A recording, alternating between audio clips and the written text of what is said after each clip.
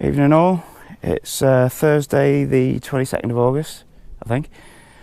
About half four in the afternoon.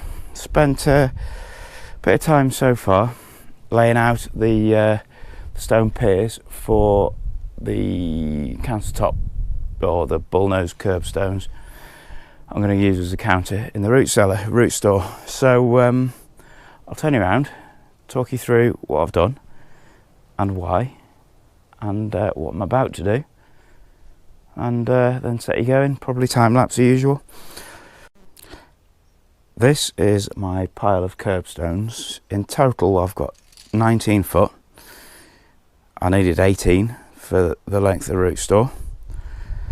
The longest one is 44 inches long, so it's just shy of 4 foot long, which I'm going to put in the middle.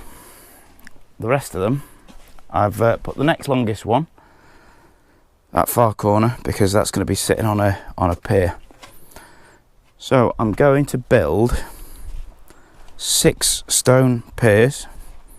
1, 2, 3, 4, 5, 6, marked by the blue,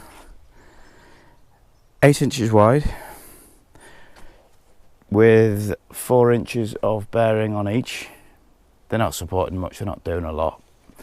I'm going to have them about 4 inches inside the door.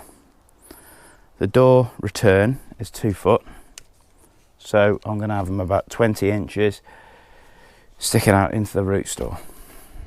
They're all different sizes, so my pier spacings are all slightly different, give or take 4 inches, apart from the long middle one. So I'm about to dig only 100mm down into the dirt, put some MOT gravel in as a bit of a footing, like I've done for the rest,